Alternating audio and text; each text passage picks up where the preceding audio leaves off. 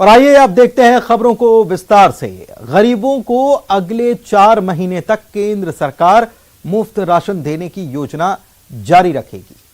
Cabinet की meeting में कृषि कानूनों की वापसी का भी रास्ता साफ हो गया। एक रिपोर्ट जरा देखिए। गरीबों को मुफ्त राशन मिलता रहेगा, कृषि कानूनों की वापसी का रास्ता साफ। संसद के शीतकालीन सत्र में आएगा प्रस्ताव, मोदी मंत्रिमंडल के अहम फैसले। केंद्रीय मंत्रिमंडल की बैठक में तीनों कृषि कानूनों को रद्द करने समेत कई अहम प्रस्तावों पर चर्चा हुई। इसमें सबसे अहम कोरोना संकट के दौरान शुरू हुए गरीबों के मुफ्त राशन की योजना को अगले 4 महीने के लिए बढ़ाना शामिल है। अब दिसंबर 2021 से लेकर मार्च 2022 तक अन्य राशन योजनाओं से अलग गरीबों को मुफ्त राशन दिया जाता रहेगा। इस पे कुल मिलाकर 53,344 करोड़ रुपया खर्च आएगा और ये जो अगले 4 महीने दिसंबर 2021 से मार्च 2022 तक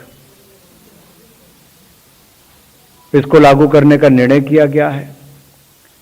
और ये जो खाद्यान्न मिलेंगे कि नेशनल फूड सिक्योरिटी एक्ट के अंतर्गत जिनको मिलता है या अंत्योदय योजना के अंतर्गत जो राशन मिलता है, उसके अलावा जैसे पहले भी दिया गया वैसे इसको भी उससे अलग से ही दिया जाएगा।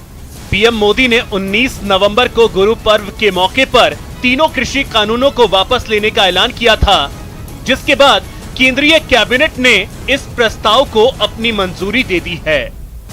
अब संसद के शीतकालीन सत्र में सरकार प्रस्ताव पेश करेगी।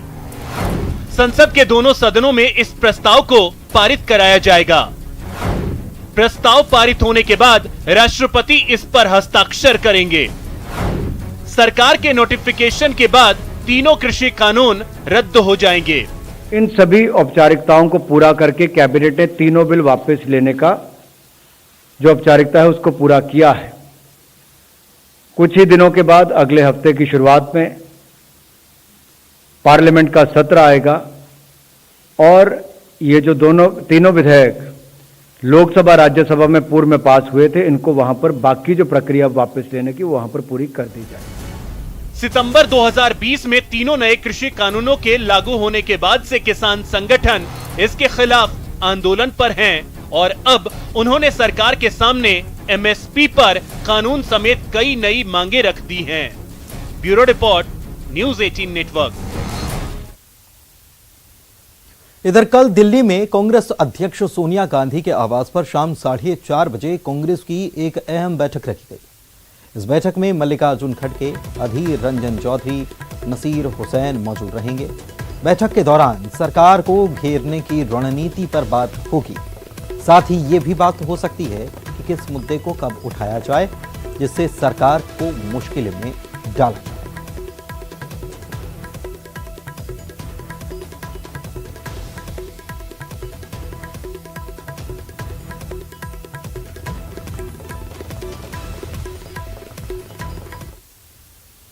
चलिए आगे बढ़ते हैं। बीजेपी विधायक रामेश्वर शर्मा अपने निवास पर आज रामधुन करते दिखे, साथ ही दिग्विजय सिंह का इंतजार भी करते रहे। इधर दिग्विजय सिंह भी निकले, लेकिन पुलिस ने बैरिकेडिंग लगा के रखी थी, जिसके चलते वो उस स्थान पर नहीं पहुंच पाए जहां उन्हें रामधुन जाकर करनी थी, यानी रामेश्वर शर्मा के निवास पर। सद्बुद्धि के लिए रामधुन करने दिग्विजय सिंह जा रहे थे कि सद्बुद्धि रामेश्वर शर्मा को मिले। अब इस पूरे मामले में सियासत देखी जा रही है। रामेश्वर शर्मा कह रहे हैं कि मैं दिग्विजय सिंह के स्वागत के लिए तैयार था।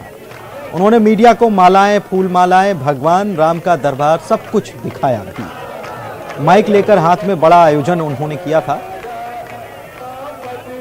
उन्होंने ये भी कहा कि दिग्विजय सिंह आते तो उनका स्वागत था।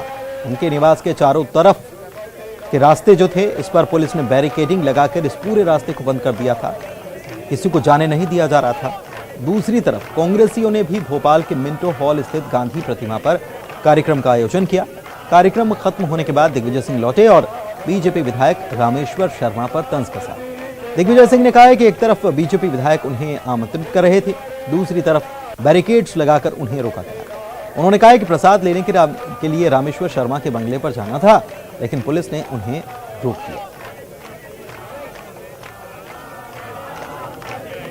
मुझे नहीं मालूम, मैं तो स्वागत के लिए तैयार था। मालाएं देख लीजिए, फूल देख लीजिए, भगवान राम का दरबार देख लीजिए, हलवा पूड़ी की व्यवस्था देख लीजिए, रामधुन गाते हुए संत और समाज देख लीजिए। वो नहीं आए तो वो जाने, हमारे तो प्रार्थना थी कि वो आते। मैं तो उनका इंतजार कर रहा था, वो रामधुन में मुझे मालूम था, ये भरोसा था। ने जो कहा था उस बात को उन्होंने स्वीकार किया। अगर आपके बंगले के बाहर वो आ सकते थे तो क्यों नहीं आने थे? मैंने नहीं रोका भाई, ये दिग्विजय सिंह बैरिकेड्स को हटा भी दिया जा सकता था। मैं तो श्री राम जय राम का धुन में बैठा था और उनका इंतजार कर रहा था। नहीं है, कहा था घुटने तोड़ देंगे अगर कोई कांग्रेसी आएगा, तो उन्होंने कहा घुटने तोड़ कर दिखाइए। हमारे यहाँ कहाँ कहा था? पूरा सुनो। पूरा सुना है? नहीं। श्री राम जय राम रामधुन में उनने आने का बोला था ना, तो मुझसे पूछ के बोला था क्या?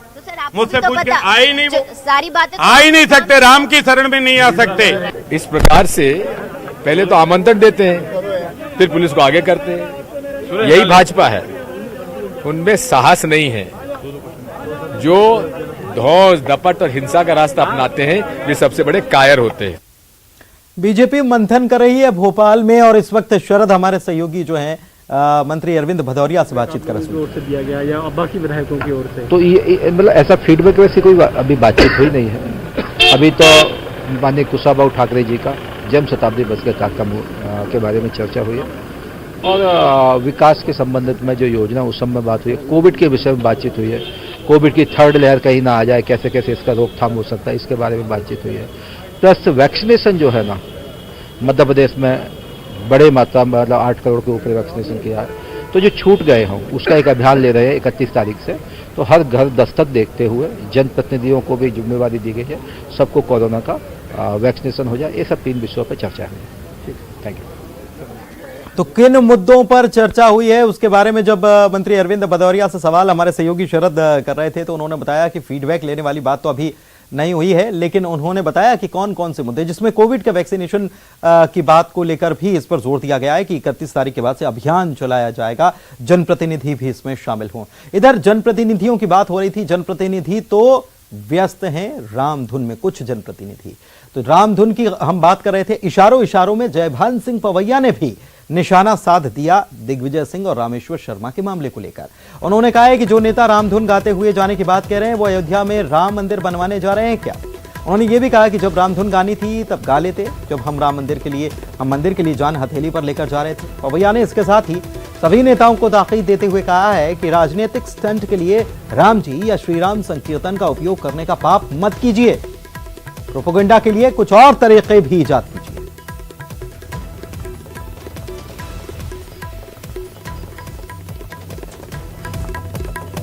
एक हिंदू के नाते व्यक्तिगत रूप से मेरा मन तो व्यथित है। हमारे धर्म की मर्यादाओं को, परंपराओं को, आध्यात्मिकता को राजनीतिक पाखंड या राजनीतिक नाटक के लिए इस्तेमाल करना, ये तो लक्ष्मण रेखा लांघी जा रही है। अगर ये रामधुन गानी ही थी तो हमारे साथ उस समय गा लेते जब हम राम जी का मंदिर निर्माण करने के लिए प्राण हथेली पर लेकर चले थे। कोई भूमाफिया का विषय है, कोई स्थानीय विवाद की चीजें हैं, उसमें भगवान श्री राम का नाम और भगवान श्री राम का पवित्र संकीर्तन, उसका उपयोग करना, ये तो बहुत गरिमा के विपरीत है। ये मखौल उड़ाया जा रहा है। तो जयभान सिंह पवैया कह रहे हैं कि ये मखौल उड़ाया जा रहा है, गरिमा के विपरीत है। चलिए आगे बढ़ते हैं, बात छत्तीसगढ़ की करते हैं। 10 जिलों के 15 निकायों में चुनाव की घोषणा आज राज्य निर्वाचन आयोग की तरफ से हो गई। इसके साथ ही चुनाव वाले क्षेत्रों में आचार संहिता भी लागू हो गई। निकाय चुनाव के लिए 20 दिसंबर को वोटिंग और 23 दिसंबर को काउंटिंग होनी है। चुनाव की घोषणा के साथ सभी पार्टियां चुनाव की तैयारियों में जुट गई हैं।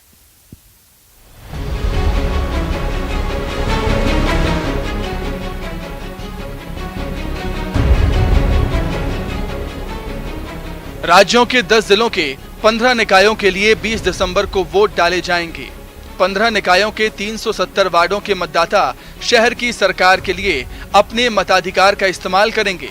वोटों की गिनती 23 दिसंबर को होगी। निकाय चुनाव बैलेट पेपर के जरिए होगा। मतदान के लिए 1037 मतदान केंद्र बनाए जाएंगे। मतदान 20 दिसंबर 20 तारीख को सुबह 8 से शाम को 5 बजे। निकाय चुनाव के लिए 27 नवंबर को जिला स्तर पर अधिसूचना जारी होगी, जिसके बाद नामांकन की प्रक्रिया शुरू होगी। 3 दिसंबर तक चुनाव के लिए नामांकन किए जा सकते हैं। 4 दिसंबर को नामांकन पत्रों की जांच होगी। 6 दिसंबर तक नाम वापस लिए जा सकते हैं। मतगणना 23 दिसंबर गुरुवार वही सोमवार को मतदान है। इस प्रकार से आयोग द्वारा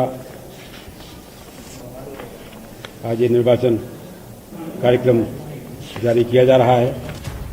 बीरगांव भिलाई चारोदा और रिसाली नगर निगम के साथ ही 5 नगर पालिका परिषदों सारंगढ़, बैकुंठपुर, शिवपुर चर्चा, जामुल, खैरागढ़ नगर पालिका परिषद में चुनाव होंगे। वहीं 6 नगर पंचायतों प्रेमनगर, मारो, नरहरपुर, कोंटा, भैरमगढ़ और भोपाल पट्टनम नगर पंचायत के लिए चुनाव होंगे और मतदाता अपने उम्मीदवारों को चुनेंगे। निकाय चुनाव की घोषणा होने के साथ ही राज्य की दोनों बड़ी पार्टियों ने चुनाव की तैयारियां भी शुरू कर दी हैं।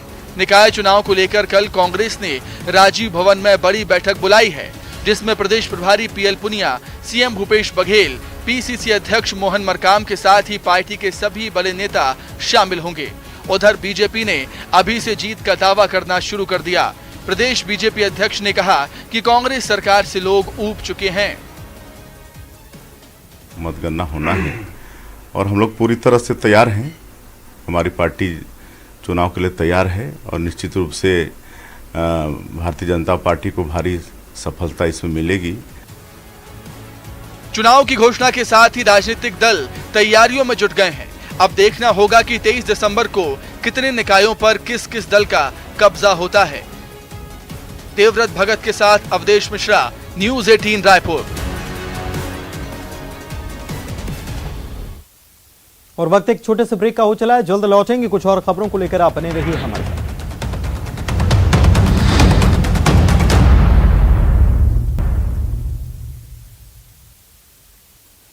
ब्रेक के बाद आपका स्वागत है और अशोकनगर से इस वक्त की बड़ी खबर आपको बता रहे हैं। अशोकनगर के मुख्य नगर पालिका अधिकारी को निलंबित किया गया है। नगर पालिका अशोकनगर सीएमओ पीके सिंह को निलंबित किया गया है। संभाग आयुक्त आशीष सक्सेना ने यह निलंबन की कार्रवाई की है। अश्लील वीडियो वायरल होने पर संभाग आयुक्त ने यह कार्रवाई की है। नगरीय प्रशासन और विकास के संयुक्त संचालक कार्यालय ग्वालियर में अटैच उनको किया गया है। सोशल मीडिया पर इनका यह वीडियो वायरल हो गया था, जिसके बाद ये कार्रवाई की गई है। तो बड़ी खबर इस वक्त आपको अशोकनगर से बता रहे हैं। मुख्य नगर पालिका अध्यक्ष को निलंबित किया गया। संभाग आयुक्त ने ये निलंबन की कार्रवाई की है। सीएमओ पीके सिंह को निलंबित किया गया है। संभाग आयुक्त ने यह कार्रवाई की है। मुख्य नगर पालिका अधिकारी हैं जिन पर यह कार्रवाई की गई है। अश्लील वीडियो वायरल होने पर यह कार्रवाई हुई है।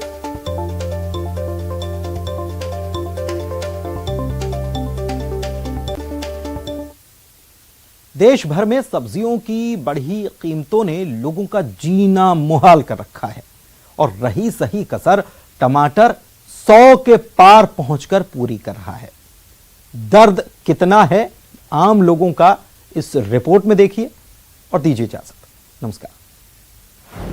100 रुपया 100 रुपया 100 रुपया, टमाटर पहुंचा 100 के पार। सब्जियों पर महंगाई की मार, लेकिन महंगाई में सबसे ज्यादा टमाटर लाल।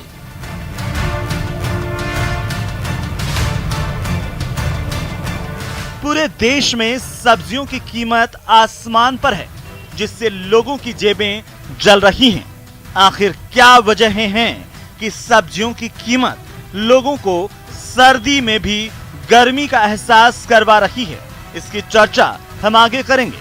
पहले अलग अलग शहरों में टमाटर की कीमत जान लेते हैं। भोपाल और रायपुर में टमाटर का दाम 80 रुपए प्रति किलो है।